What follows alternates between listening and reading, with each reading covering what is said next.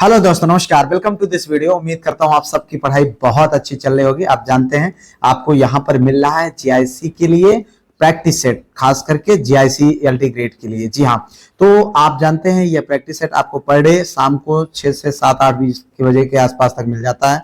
जी हाँ, और इस प्रैक्टिस सेट के लिए हमने जो इसका जो पीडीएफ होता है वो मैं टेलीग्राम ग्रुप में भेज देता हूं। आप वहां से जाकर के डाउनलोड कर सकते हैं। टेलीग्राम का लिंक मैंने डिस्क्रिप्शन में दिया है। और ये वही क्वेश्चंस होते हैं जो उत्तर प्रदेश लोक सेवा आयोग के द्वारा विभिन्न एग्जाम में पूछे गए क्वेश्चंस होते हैं, यानी सिलेक्टेड क्वेश्चन होते हैं। हमको पता है कि हमारे जीआईसी एलटी ग्रेड का जो परीक्षा है उसमें जो प्रीलिम्स है उसमें 15 गुना कैंडिडेट को बुलाया जाना है, यानी जीएस का यहाँ पर रोल कम है। तो इसलिए हमको स्मार्ट तरीके से पढ़ाई करना है, जिससे हम अपने सब्जेक्ट पर ज्यादा समय देते हुए, क्योंकि अब आपके जो है सब्जेक्ट का जो है मुख्य रोल अदा करेगा इस एग्जाम को क्वालिफाई करने के लिए। ठीक है, और इसके लिए मैंने जो ये प्रैक्टिस सेट तैयार किया हुआ है वो उत्तर प्रदेश लोक सेवा आयोग के द्वारा जो 2018 में एग्जाम हुआ था उसी के पैटर्न के आधार पर, यानी कि जितने क्वेश्चन जिस टॉपिक से पूछे गए थे उसको जो है ध्यान में रखते हुए मैंने बनाया हुआ है। अब आप देख सकते हैं कि यहाँ पर मैंने इन सारे टॉपिक से क्वेश्चन उठाए हैं उसी रेशियो में जिस रेशियो में पिछली बार एग्जाम में क्वेश्चन आए हुए थे। तो इसके लिए कुछ साथियों ने डिमांड किया हुआ था आप जो है इसके प्रैक्टिस सेट और ये जो आगे मैं कराने वाला हूँ टॉपिक वाइज, चूंकि आप जानते हैं प्रैक्टिस सेट को 3 दिन रखूंगा, 3 दिन टॉपिक वाइज रखूंगा आने वाले समय में। उसके बाद इस और कुछ जो है इसके जीएस का जो डिस्क्रिप्टिव जो मैं पढ़ाता हूं उसकी डिमांड हुई थी, आप लोगों ने आंसर के लिए डिमांड किया था। तो मैंने इसके लिए कंप्लीट जो है एक पेड ग्रुप बना दिया है। उसमें जिन साथियों को चाहिए हो आप उस ग्रुप में जुड़ जाइए। वहां पर आपको इस प्रैक्टिस सेट या टॉपिक वाइज जो मटेरियल दूंगा उसका प्रैक्टिस के साथ साथ विस्तृत व्याख्या बना करके जो मैं बताता हूं, जो मैं बोलता हूं, लिखा हुआ मिलेगा आपको। उसमें बहुत ज्यादा नहीं लेकिन एकदम संक्षिप्त में बहुत अच्छे तरीके से, और उसके बाद आंसर की भी मिल जाएगा। साथ ही साथ उसमें जो ग्रुप में जुड़ेंगे उनको 1 to 1 जो गाइडेंस है वो हमेशा मिलती रहेगी। यानी उन आप जानते हैं कि कमेंट्स और जो है रिप्लाई देना हमारे लिए इस समय व्यस्तता की वजह से थोड़ा संभव नहीं हो पा रहा, तो उनको पहली प्राथमिकता में भी रखा जाएगा, जिससे कि उनको किसी भी प्रकार की इस तैयारी के दौरान कोई जरूरत होती है तो गाइडेंस भी मिलती रहेगी। आइए वीडियो को शुरू करते हैं। फिलहाल उससे पहले मैं ये बता दूं, क्योंकि इस जीएस पेड की जब से मैंने शुरू करने का नाम लिया है तब से आपके मन में बड़ा कंफ्यूजन है, तो मैं आपको बता दूं कि इसका पीडीएफ अगर आप फ्री भी रखते हैं, यानी आप ग्रुप को नहीं भी ज्वाइन करते हैं, तो भी इसका पीडीएफ मैं जो है टेलीग्राम ग्रुप में भेज देता हूं। और साथ ही साथ जिस तरीके से वीडियो जो आ रहे हैं निरंतर वो वीडियोज आती रहेंगी, इस चीज को लेकर बिल्कुल भी चिंता ना करें। आइए पहले क्वेश्चन का जवाब देते हैं।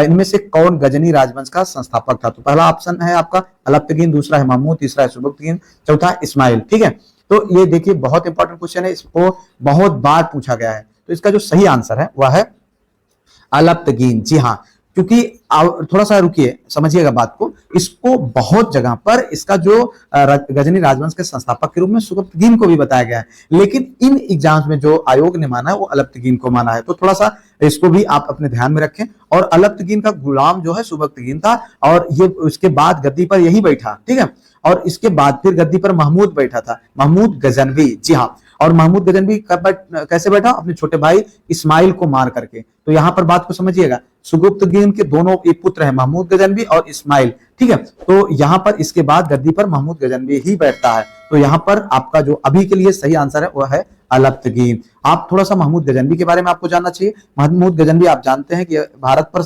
लगभग जो है 17 बार आक्रमण किया था 27 सालों में, 1000 से लेकर 1027 के बीच में लगभग 17 बार आक्रमण किया था। और इसका मुख्य उद्देश्य था भारत को लूटना। जी हाँ, भारत की जो कीमती, आप जानते हैं हमारा देश सोने की चिड़िया था, उसको लूट करके हमारे जो सोना चांदी हीरा मोती जो हमारे यहाँ की जो कीमती धातुएं थी उनको ले जाना, और हमारे देश के जो स्थापत्य कला थे, जो मंदिर थे, उनको गिराना।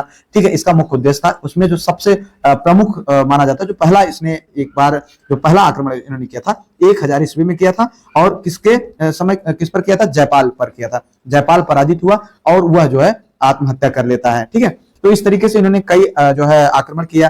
पहला, इसके बाद इन्होंने चौथा आक्रमण 1004 में किया मुल्तान पर, पांचवा जो है आक्रमण 1007 ईस्वी में किया पंजाब पर, 9वां आक्रमण थानेश्वर पर किया, 11वां आक्रमण जो है आपका जो है 11वां आक्रमण इनका जो है 1015 ईस्वी में कश्मीर पर हुआ था। 12वां आक्रमण 1018 ईस्वी में मथुरा तथा कन्नौज के विरुद्ध हुआ था। 16वां आक्रमण 1025 ईस्वी में सोमनाथ के मंदिर पर हुआ था। आप जानते हैं ये बहुत ही फेमस है, ठीक है। और यह गुजरात में है। उस समय गुजरात का जो शासन था वो चालुक्य वंश का जो है भीम प्रथम था, ठीक है। तो वहां पर आक्रमण करता और मंदिर को तोड़ करके जो मूर्तियां थी उनको ले जाता है।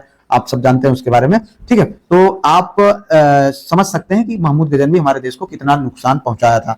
आगे बढ़ते हैं। अगला क्वेश्चन है, निम्नलिखित में से किस मत को की संस्थापना रामानुजाचार्य द्वारा की गई थी? तो इसमें जो ऑप्शन है द्वैतवाद, दूसरा है विशिष्टाद्वैतवाद, तीसरा है शुद्धाद्वैतवाद, चौथा है द्वैताद्वैतवाद। इंपॉर्टेंट क्वेश्चन है, कई बार ये एग्जाम में पूछा जा चुका है, ठीक है। तो इसका जो सही आंसर है वह है विशिष्टाद्वैतवाद। जी हाँ, तो थोड़ा सा इनके बारे में जानते हैं, रामानुजाचार्य साहब के बारे में। इनका जन्म 1017 ईस्वी से मृत्यु 1137 ईस्वी में हुई थी। और इनका जन्म कहाँ हुआ था? पेरुम्बदूर में हुआ था, जो कांचीपुरम में है, ठीक है। इनके माता पिता का नाम थोड़ा सा जान लेते हैं। कांतिमती माता का नाम था, केशव इनके पिताजी का नाम था। इन्होंने सर्वप्रथम यादव प्रकाश को अपना गुरु बनाया। यह थोड़ा क्वेश्चन बनता है कि रामानुजाचार्य ने सर्वप्रथम किसको गुरु बनाया? तो किसको बनाया था? यादव प्रकाश को बनाया था। आगे बढ़ते हैं। अगला क्वेश्चन है, निम्नलिखित में से किस शासक ने उर्दू को राजकीय संरक्षण प्रदान किया था? तो इसमें जो सही आंसर है, ऑप्शन चारों ऑप्शन को देखिए आप, शाहजहां, जहांगीर, औरंगजेब और मोहम्मद शाह। जी हाँ, तो मोहम्मद शाह ने क्या, अब इसका जो सही आंसर है वह है मोहम्मद शाह। जो शासक मोहम्मद शाह था उसका शासनकाल 1719 से लेकर के कहां से कहां कब तक था? 1719 से 1748 ईस्वी तक, ठीक है। आगे बढ़ते हैं। अगला क्वेश्चन है, 1857 के विद्रोह के समय भारत का गवर्नर जनरल कौन था? तो पहला ऑप्शन है लॉर्ड डलहौजी, दूसरा है लॉर्ड मिंटो, तीसरा है लॉर्ड कैनिंग, चौथा है लॉर्ड बेंटिंग। जी हाँ, बहुत इंपॉर्टेंट है, बहुत बार पूछा गया है। इसका सही आंसर क्या है? Lord Canning. जी हाँ, आप जानते हैं कि 1856 ईस्वी से 1862 ईस्वी के दौरान जो है जो गवर्नर जनरल था वो लॉर्ड कैनिंग था। कौन था? लॉर्ड कैनिंग था। और इसी दौरान जब 1857 की क्रांति शुरू हुई थी, विद्रोह शुरू हुआ था, उस दौरान जो है जो यहाँ का इंग्लैंड का जो प्रधानमंत्री था वो कौन था? पाल्मस्टर्न था। जी हाँ, और इस कंपनी का जो मुख्य सेनापति था वो क्या नाम था? जॉर्ज एनिसन था। जी हाँ, इतनी जानकारी आपको इस संबंधित अवश्य रखना चाहिए। आगे बढ़ते हैं। अगला क्वेश्चन है, बुंदेलखंड आर्थिक क्षेत्र में जनपदों की संख्या है। ये उत्तर प्रदेश स्पेशल क्वेश्चन है, ठीक है। तो इसमें आप ऑप्शन है 5, 6, 7, 8। तो इसका जो सही आंसर है वो आपको बताना है। तो बुंदेलखंड में कुल मिलाकर के जो बुंदेलखंड आर्थिक क्षेत्र में जनपदों की संख्या 7 रखी गई। चूंकि मैं चित्रकूट में हूँ, ये बुंदेलखंड के ही अंतर्गत आता है, तो इसमें जो है जो 7 जिले हैं वो चित्रकूट है, बांदा है, महोबा है, हमीरपुर है, जालौन, झांसी, ललितपुर, ये जो है कुल मिलाकर के 7 हैं, जो कि आर्थिक दृष्टिकोण से काफी पिछड़े हैं। तो इसको उत्तर प्रदेश सरकार ने, भारत सरकार ने बढ़ाने के लिए जो है विशेष पैकेज भी देती है, ठीक है। आगे बढ़ते हैं। अगला क्वेश्चन है, मानव आंख दृश्य प्रकाश की जिस तरंग दायरे के लिए सर्वाधिक सुग्राही है होती है वह है, पहला है 6050 एंगस्ट्रॉम, दूसरा है 5500 एंगस्ट्रॉम, और तीसरा है 4500 एंगस्ट्रॉम, और छठवां है 7500 एंगस्ट्रॉम, ठीक है। तो इसका जो सही आंसर है वह है आपका सही आंसर है बी। जी हाँ, बी, यानी मानव आंख 5500 एंगस्ट्रॉम में जो है तरंग दैर्घ्य के लिए सर्वाधिक सुग्राही होती है, ठीक है। तो आगे बढ़ते हैं। अगला क्वेश्चन है आपका, किस अधिनियम के द्वारा कलकत्ता में सुप्रीम कोर्ट की स्थापना की गई थी? यानी किस अधिनियम के द्वारा कलकत्ता में सुप्रीम कोर्ट की स्थापना की गई थी? तो पहला ऑप्शन है रेगुलेटिंग एक्ट 1773, दूसरा है भारतीय परिषद अधिनियम 1861, तीसरा है भारत सरकार अधिनियम 1935 और चौथा है भारतीय संविधान 1950 ईस्वी में, ठीक है। तो ये आपका इसमें जो सही आंसर है उसको आपको बताना है। तो इसका जो सही आंसर है वो कौन सा है? जी हाँ, ये है रेगुलेटिंग एक्ट 1773 के द्वारा जो है कलकत्ता में सुप्रीम कोर्ट की स्थापना किया गया था। जी हाँ, और 1774 ईस्वी में एक सर्वोच्च न्यायालय की भी स्थापना किया गया था, ठीक है। 1773 ईस्वी में रेगुलेटिंग एक्ट आया और 1774 ईस्वी में एक जो है सर्वोच्च न्यायालय की भी स्थापना किया गया था। इसको भी आपको ध्यान में रखना चाहिए। आगे बढ़ते हैं। अगला क्वेश्चन है, जो है भारत में नागरिकता की निम्नलिखित विशेषताओं में से कौन सही है? पहला ऑप्शन है राज्य तथा राष्ट्र की दोहरी नागरिकता, राज्य की एकल नागरिकता, और तीसरा है संपूर्ण भारत की एकल नागरिकता, भारत और अन्य देश की दोहरी नागरिकता। तो इसमें सही आंसर क्या है? सबको पता है, संपूर्ण भारत की एकल नागरिकता। हमारे देश में आप पूरे भारत की एक ही नागरिकता, ये नहीं है कि राज्य की अलग हो और देश की अलग हो, तो ऐसा नहीं है। और एकल नागरिकता कहाँ इसका प्रावधान खास करके भारत ने जो लिया है ब्रिटेन, ठीक है, ब्रिटेन से लिया है और ब्रिटेन में भी ऐसा ही है। आगे बढ़ते हैं, अगला क्वेश्चन है, निम्न में से कौन सा पद केवल संसदात्मक शासन प्रणाली में ही पाया जाता है? तो पहला है राष्ट्रपति, दूसरा है उपराष्ट्रपति, तीसरा है प्रधानमंत्री, चौथा है राजा। तो संसदात्मक शासन प्रणाली में लोकतंत्र का यहाँ पर संकेत है, तो इसमें जो सही आंसर होगा वह है प्रधानमंत्री। तो आप इसको जो है थोड़ा सा ध्यान दें। आगे बढ़ते हैं, अगला क्वेश्चन है, भारतीय संसद की कार्यवाही में शून्य काल का अर्थ है? जी हाँ, तो शून्य काल को आपको समझना है कि इसका मतलब क्या होता है। पहला है सत्र का प्रथम घंटा, दूसरा है जब विशेषाधिकार प्रस्थान जो है स्वीकृत होता है, और दूसरा है, तीसरा ऑप्शन है प्रश्नकाल के पूर्व का काल, और चौथा ऑप्शन है प्रश्नकाल के ठीक पश्चात का काल। जी हाँ, थोड़ा सा इसके बारे में बहुत इंपॉर्टेंट है, बहुत बार अलग अलग तरीके से क्वेश्चन भी पूछा जाता रहता है, तो इसके बारे में हमें जान लेना चाहिए। भारतीय संसदीय कार्यवाही में प्रश्नकाल के ठीक बाद, जी हाँ, प्रश्नकाल के ठीक बाद का जो समय होता है उसको शून्यकाल या जीरो आवर बोला जाता है। क्या बोला जाता है? शून्यकाल या जीरो आवर। इसका जो समय होता है वो दोपहर 12 बजे से लेकर के 1 बजे के बीच होता है। अब जो शून्यकाल होता है, क्योंकि उससे पहले जो प्रश्नकाल का समय होता है उसमें जो सांसद होते हैं वो अपने प्रश्न को रखते हैं, लेकिन शून्यकाल में जो है जो प्रश्नकाल में समय रखते हैं उस दौरान उनको अध्यक्ष से अनुमति लेने की जरूरत नहीं होती है। लेकिन यहाँ शून्य काल में वो अपने क्षेत्र से संबंधित जो समस्याएं होती हैं वो बिना किसी अनुमति के रख सकते हैं। ठीक है, तो यह होता है शून्य काल। आगे बढ़ते हैं, अगला क्वेश्चन है आपका, किस राज्य में औसत समुद्र तल के संदर्भ में न्यूनतम ऊंचाई वाला बिंदु स्थित है? ठीक है, तो इसका जो ऑप्शन है केरल, पश्चिम बंगाल, गुजरात, महाराष्ट्र। जी हाँ, तो आपके जितने भी क्वेश्चन सही हुआ करें आप उसको जरूर लिखा करें, जिससे कि आपको भी एक आकलन लगेगा कि हाँ हमारे इतने क्वेश्चन सही हुए और कितना सुधार हो रहा है। तो इसका जो सही आंसर है वह है केरल। जी हाँ, केरल। साथ ही साथ अगर आपने वीडियो को लाइक नहीं किया और हाइप नहीं किया तो कर दीजिए, पहला काम करिए, उसके बाद आगे बढ़िए। ठीक है, तो जो है इसका जो आंसर है वो केरल है, और केरल का कुट्टानाड भारत का न्यूनतम ऊंचाई वाला क्षेत्र है। यह क्षेत्र समुद्र तल से नीचे अपने खेतों के तरीकों के लिए प्रसिद्ध है। ठीक है, इस क्षेत्र को केरल का धान का कटोरा भी बोला जाता है। भैया ध्यान समझिएगा, धान का कटोरा, केरल का धान का कटोरा। ठीक है, तो ये कौन सा क्षेत्र है? जो है कुट्टानाड। ठीक है, आगे बढ़ते हैं, अगला क्वेश्चन है आपका, यहाँ पर अरावली श्रेणी किस राज्य में स्थित है? पहला ऑप्शन है राजस्थान, दूसरा हिमाचल प्रदेश, तीसरा है उड़ीसा, चौथा है आंध्र प्रदेश। काफी इंपॉर्टेंट क्वेश्चन है, ध्यान दीजिएगा। तो आप जानते हैं इसका बहुत आसान है, जो अरावली श्रेणी है वो खास करके गुजरात के पालनपुर से लेकर के राजस्थान एवं हरियाणा से होकर दिल्ली तक पहुंचती है। तो इसमें जो सही आंसर है वह है राजस्थान, ना तो हिमाचल प्रदेश, ना तो आंध्र प्रदेश, ना तो उड़ीसा। ये जो अरावली श्रेणी है मतलब जो पर्वत श्रृंखला है वह राजस्थान से होकर के गुजरती है, राजस्थान में स्थित है। ठीक है, और यह काफी पुरानी है, और इसमें इसकी जो सर्वोच्च चोटी है उसको आपको जाना चाहिए, गुरु शिखर। इसकी सर्वोच्च चोटी कौन सी है? गुरु शिखर है। ठीक है, और भारत की सबसे प्राचीनतम पर्वत श्रृंखला है ये अरावली। ठीक है, आगे बढ़ते हैं, अगला क्वेश्चन है, निम्नलिखित नदियों में से के मध्य विष्ट दोआब फैला हुआ, किन नदियों के मध्य जो है विष्ट दोआब फैला?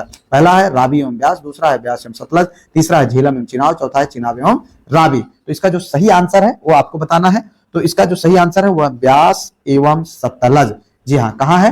ब्यास एवं सतलज, जो कि कहां पर इसका जो दोआब मतलब होता है दो नदियों के मध्य का जो स्थान होता है उसको बोलते हैं। ठीक है, वो जो बीच का मैदानी भाग होता है उसी को दोआब बोलते हैं, और सतलज और ब्यास नदी के बीच का दोआब जो है उसको बिष्ट दोआब बोलते हैं। क्या बोलते हैं? बिष्ट दोआब। ये किस प्रदेश में? हमारे पंजाब में है, ध्यान समझिएगा। ठीक है, अब थोड़ा सा आप दोआब के बारे में समझ सकते हैं। बिष्ट दोआब जो है ब्यास और सतलज के बीच है। बारी दोआब, ठीक है, ये कहाँ है? ब्यास और रावी के बीच में है।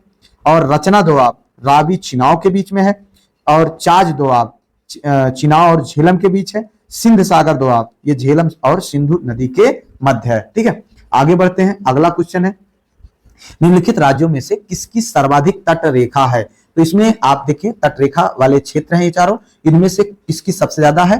पहला ऑप्शन गुजरात, दूसरा महाराष्ट्र, तीसरा केरल, चौथा तमिलनाडु। तो पहला ऑप्शन ही सही है इसका, गुजरात। यानी जो गुजरात है उसका वो जो है समुद्र से सबसे ज्यादा उसकी तट रेखा बनती है। तो आप जानते हैं कि भारत की जो तट रेखा लगभग 7,516 किलोमीटर है। कितनी है? 7,000। कुल भारत की जो तट रेखा है वो कितना है? 7,516 है। लेकिन इसमें जो है बीच में कटी फटी हुई है। और भारत में सबसे लंबी तट रेखा जो है वो गुजरात में है, 1214.7 मीटर, ठीक है, किलोमीटर, सॉरी मीटर नहीं किलोमीटर। उसके बाद जो नंबर आता है वो नंबर किसका है, आंध्र प्रदेश का। पहला सही आंसर यहाँ पर गुजरात, उसके बाद किसका आंसर नंबर आता है, आंध्र प्रदेश का, फिर उसके बाद तमिलनाडु का नंबर आता है, फिर उसके बाद जो है महाराष्ट्र का नंबर आता है, ठीक है।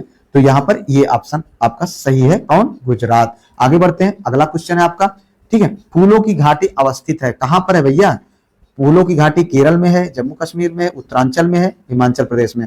उत्तरांचल माने उत्तराखंड में, ठीक है। तो यहाँ पर जो सही आंसर है वह उत्तराखंड यानी उत्तरांचल ही है। उत्तराखंड का पहला पुराना नाम उत्तरांचल ही हुआ करता था, और ये क्वेश्चन 2002 में पूछा गया है, इसलिए हालांकि ये जानना थोड़ा सा जरूरी हो जाता है। थोड़ा सा इसके बारे में मुझे डिटेल से आप लोगों को बताना है, उसको ध्यान से समझिएगा। और जो उत्तरांचल राज्य जो वर्तमान समय में उत्तराखंड है, और उसका जो चमोली जिला है बहुत फेमस है, मुख्यालय से उत्तर में हेमकुंड साहिब तथा बद्रीनाथ के मध्य, हेमकुंड साहब और बद्रीनाथ के मध्य में एक जगह का नाम है, गांव का नाम है, क्या नाम है, भ्यूडार गांव। वहां उसकी सीमा पर फूलों की घाटी स्थित है। कहां पर, उत्तरांचल के कौन से जिले में, उत्तरांचल के चमोली जिला के मुख्यालय से उत्तर में हेमकुंड साहब तथा बद्रीनाथ के मध्य स्थित भूडार गांव की सीमा पर फूलों की घाटी स्थित है, ठीक है। और यह एक बहुत ही अनुपम दृश्य है, इसको आप लोग देख सकते हैं, जाइए, घूमने लायक जगह है। साथ ही साथ आप इसको यूट्यूब में देखिएगा, बहुत सुंदर है, ठीक है। तो इसका चूंकि प्राचीन बहुत महत्व है, फूलों को घाटी को स्कंद पुराण के केदार खंड में क्या बोला गया है, नंदन कानन। बहुत इंपॉर्टेंट यार, इसका क्वेश्चन बन सकता है, इसलिए मैंने इस क्वेश्चन को समाहित रखा है। नंदन कानन कहा गया है किसमें, स्कंद पुराण में, किसको, फूलों की घाटी को, ठीक है। उसके बाद इसमें थोड़ा सा जो महाकवि कालिदास जी हैं, उन्होंने अपने मेघदूत नामक जो उनकी एक रचना है, उसमें उन्होंने अलकापुरी के नाम से भी संबोधित किया। क्या बोला है, फूलों की घाटी को क्या बोला है, अलकापुरी, जी हाँ। और इनके अन्य, इनके जो कुछ और नाम रखे गए हैं, गध मादन, बैकुंठ, भ्यूडार, और क्या है, पुष्पावली, देवदार एवं पुष्परस। ये कुछ इस फूलों की घाटियों के, ये जो घाटी है जो उत्तराखंड में स्थित है, उसके नाम है। आगे बढ़ते हैं, अगला क्वेश्चन है, सुपरनोवा है, क्या है सुपरनोवा भैया। पहला है ऑप्शन है एक ग्राहिका, दूसरा है एक ब्लैक होल, तीसरा है एक पुच्छल तारा, चौथा है एक मृत प्राय तारा। तो इसका जो सही आंसर है वह है एक मृत प्राय तारा। सुपरनोवा भैया बहुत एक मृत प्राय तारा है। खगोल शास्त्र में सुपरनोवा किसी तारे के भयंकर विस्फोट को कहते हैं। इससे निकला प्रकाश एवं विकिरण इतना जोरदार होता है कि कुछ समय के लिए अपने आगे पूरी आकाशगंगा को भी धुंधला कर देता है, और अपनी चरम सीमा में अगर हो तो कुछ ही हफ्तों या महीनों में इतनी ऊर्जा प्रसारित कर सकता है जितनी कि हमारा सूरज अपने अरबों साल के जीवन काल में नहीं कर सकता है। समझ लीजिएगा, सुपरनोवा क्या है, एक मृत प्राय तारा है, ठीक है। तो आगे बढ़ते हैं, अगला क्वेश्चन है आपका कि किस तिथि को दक्षिण गोलार्ध में रात की लंबाई सबसे अधिक होती है। समझिएगा बात को, सब दक्षिण गोलार्ध की बात हो रही है यहाँ पर, ठीक है।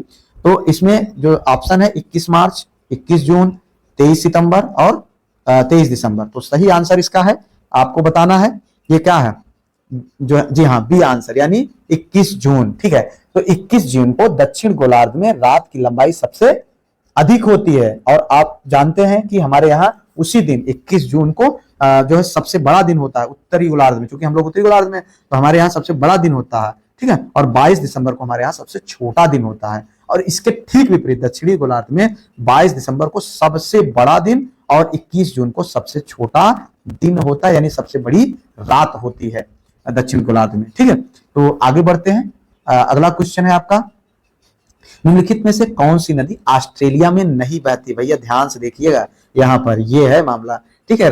हमारे जीआईसी ग्रेड 2018 में क्वेश्चन पूछा गया है। इसका जो पहला आंसर है हंटर रिवर, दूसरा है फ्लिंडर्स रिवर, तीसरा है ऑरेंज रिवर, चौथा है गिलबर्ट रिवर, ठीक है। इसका जो सही आंसर है वो आपको बताना है, यानी कि कौन सी नदी ऑस्ट्रेलिया में नहीं बहती है। तो इसका सही आंसर है ऑरेंज रिवर। जी हाँ, ऑरेंज नदी जो है ये कहाँ है, ये भैया आपका है दक्षिण अफ्रीका में। दक्षिण अफ्रीका का कि सबसे लंबी नदी है, यह भी जान लीजिए कि ऑरेंज रिवर जो है दक्षिण अफ्रीका की सबसे लंबी नदी है। और यह जो है लेसोथो देश में ड्रैकेंसबर्ग पहाड़ों से आरंभ होती है और दक्षिण अफ्रीका के मध्य से अटलांटिक महासागर में मिल जाती है। अब बात हम करते हैं इन तीनों नदियों की। तो ये तीनों नदियां बाकी जो है कहाँ बहती हैं, हमारे ऑस्ट्रेलिया में बहती हैं। आगे बढ़ते हैं, अगला क्वेश्चन है, जैविक एवं अजैविक संगठकों के मध्य बिचौलिया का कार्य करता है। कौन करता है भैया? परजीवी, वियोजक, उत्पादक, उपभोक्ता। ठीक है, तो इसका जो सही आंसर है वह है वियोजक। जी हाँ, कौन आंसर सही है? वियोजक। जैविक एवं अजैविक संगठनों के मध्य बिचौलिया का जो कार्य करता है, जिसको वियोजक कहते हैं या उसको अपघटक भी कह देते हैं। ठीक है, तो वियोजक एक कुछ जो है सूक्ष्म जीव होते हैं जो मृत पौधों, जंतुओं तथा जैविक पदार्थों को सड़ाते गलाते हैं, यानी वियोजित करते हैं। ठीक है, तो यही होता है और इसी के माध्यम से वो अपना भोजन भी बनाते हैं। ठीक है, तो यहाँ पर ये ऑप्शन आपका वियोजक सही है, क्योंकि जैविक एवं अजैविक दोनों के बीच में बिचौलिया का कार्य करते हैं। आगे बढ़ते हैं, अगला क्वेश्चन है, अम्ल वर्षा निम्नलिखित में जो है गैसों के निम्नलिखित किस गैसों के वायु में रहने के कारण होती है? तो इसका आपको ऑप्शन देखिएगा, N2 या फिर O3, N2 और O3, दूसरा ऑप्शन है NH2 और Cl3, और तीसरा ऑप्शन है SO2 और NO2, और चौथा ऑप्शन है कि O3 और N2। इसमें से कौन सा ऑप्शन सही है कि जो गैस वायु में रहे तो अम्ल वर्षा होने लगती है? ठीक है, तो इसका जो सही आंसर है वह है आपका C, SO2 और NO2। जी हाँ, वायुमंडल की शुद्ध हवा में कोई अनावश्यक तत्व जैसे धुआं, धूल, कण आदि अगर मिल जाते हैं तो वायु क्या होती है? प्रदूषण उत्पन्न हो जाता है, जो अम्ल वर्षा का कारण बनता है। अम्ल वर्षा का प्रमुख कारण सल्फर डाइऑक्साइड यानी SO2 और नाइट्रोजन कार्बन डाइऑक्साइड यानी NO2। ठीक है, SO2 और NO2 होता है। ठीक है, यह दोनों पानी के साथ मिलकर नाइट्रिक अम्ल और गंधक का अम्ल बनाते हैं। क्या बनाते हैं? नाइट्रिक अम्ल और गंधक का अम्ल बनाते हैं। आगे बढ़ते हैं, अगला क्वेश्चन है, देखो, जिस प्रकार से बल न्यूटन है के समरूप युग्म को चुनिए, कि मतलब कौन सही उसमें जो है युग्मन में है, तो उसको आपको चुनना है कौन सही युग्मन में है। अब इंटरनेट का ईमेल, आयतन का मीटर, शक्ति का यूनिट और धारा का एम्पियर, यानी क्या उसका क्या सही युग्मन है। ठीक है, तो आप जानते हैं कि जैसे इकाई मतलब बल का जो मात्रक है वो क्या होता है? न्यूटन होता है। बल का मात्रक क्या है? इकाई या मात्रक क्या होता है? न्यूटन होता है। उसी तरीके से जो धारा का जो मापन या इकाई कह सकते हैं वो क्या होता है? एम्पियर होता है। क्या होता है? एम्पियर होता है। ठीक है, और आयतन का जो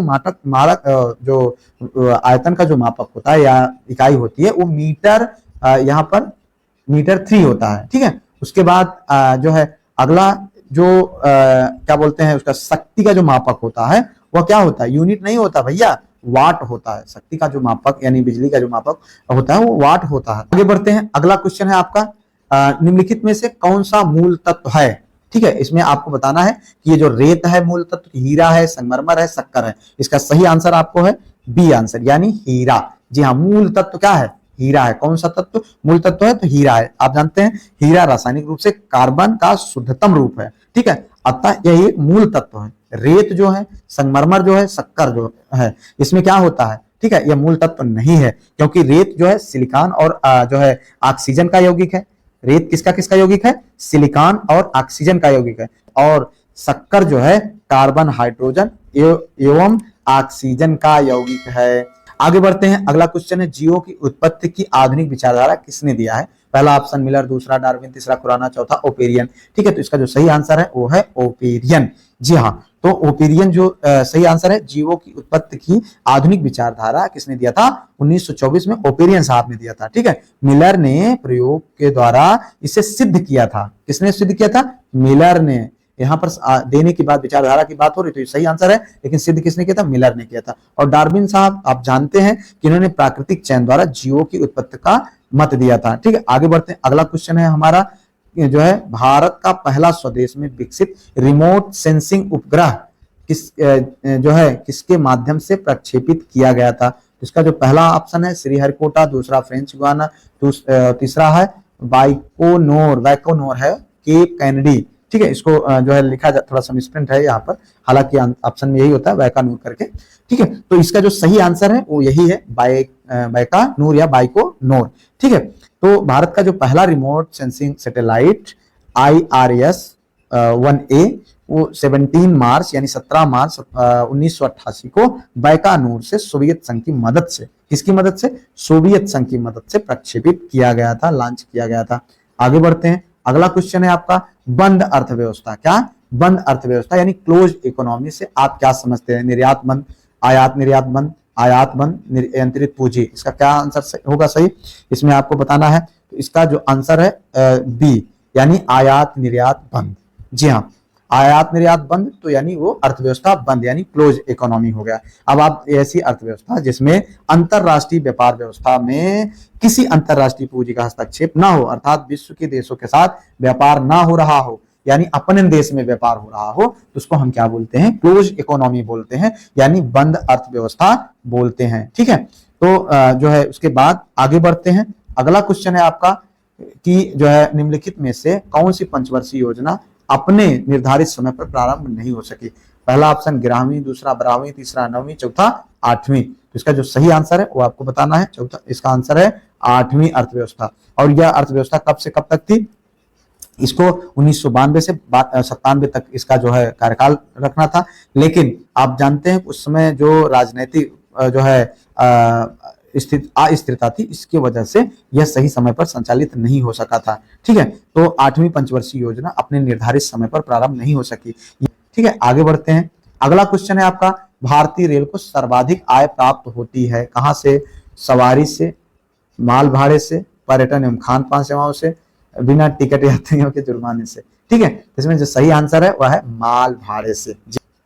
आगे बढ़ते हैं। अगला क्वेश्चन है निम्न में से किसका भारत में आयात नहीं किया जाता? पहला ऑप्शन है कपास, दूसरा है लौह अयस्क, तीसरा है पेट्रोलियम, चौथा है मशीनरी। ठीक है, तो इसमें जो सही आंसर है वह है कपास। जी हाँ, भारत में कपास का आयात नहीं किया जाता है। सबसे ज्यादा जो निर्यात किया जाता है वो जो है पेट्रोलियम किया जाता है और नहीं किया जाता है क्या? वो कपास, बिल्कुल नहीं। ठीक है, आगे बढ़ते हैं। अगला क्वेश्चन अफ्रीका महाद्वीप के निम्नलिखित देशों में से कौन सा ऐसा देश है जिसकी जनसंख्या सबसे ज्यादा था 2016 की जनगणना के अनुसार? ठीक है, 16 के अनुसार बताना है आपको। पहला है इथियोपिया, दूसरा है केन्या, तीसरा है मिस्र, चौथा है नाइजीरिया। तो इसका जो सही आंसर है वह क्या है? नाइजीरिया। जी हाँ, नाइजीरिया में जो है सबसे ज्यादा जनसंख्या है, अफ्रीका की सबसे बड़ा देश है जनसंख्या के मामले में।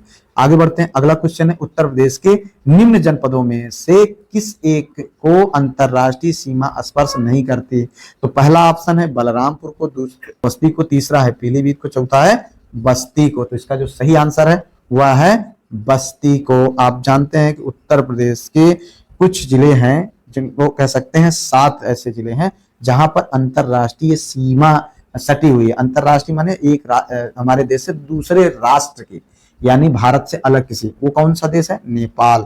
जी हाँ, नेपाल से सटी हुई है। और कौन कौन से 7 जिले हैं? सिद्धार्थनगर है, बलरामपुर है, श्रावस्ती है, महाराजगंज है, बहराइच है, लखीमपुर है और उसके बाद पीलीभीत है। तो यहाँ पर जो सही आंसर है वो क्या है? बस्ती, यानी बस्ती से कोई भी अंतरराष्ट्रीय जो है सीमा नहीं मिलती है। फिलहाल इसी तरीके से आपका ये खत्म होता है आज का प्रैक्टिस सेट। उम्मीद करते हैं कि आपके लिए बहुत हेल्पफुल हुआ होगा। अगर आप चाहते हैं आप इसका पीडीएफ लेना तो टेलीग्राम ग्रुप में जुड़ जाइए, उसको निःशुल्क है, कोई दिक्कत नहीं है। लेकिन अगर आप डिस्क्रिप्टिव मटेरियल चाहते हैं और सारी चीजें जो सुविधाएं चाहते हैं तो आप जो है व्हाट्सअप कर लीजिएगा और कांटेक्ट करके आप पेड ग्रुप ज्वाइन कर लीजिए। तो 199 में उपलब्ध है, जो कि बहुत महंगा नहीं है। ये इसको बहुत ही अफोर्डेबल प्राइस में रखा गया है, जहां पर आपको इससे कई गुना बेहतर यानी जितना आप सोच रहे हैं उससे कई गुना बेहतर यानी आपकी एलटी की तैयारी के लिए लगभग पर्याप्त मटेरियल में देने का प्रयास करूंगा। ठीक है, फिलहाल मिलते हैं किसी और वीडियो में किसी और टॉपिक पर। तब तक के लिए जय Hind, Vande Mataram, best of luck.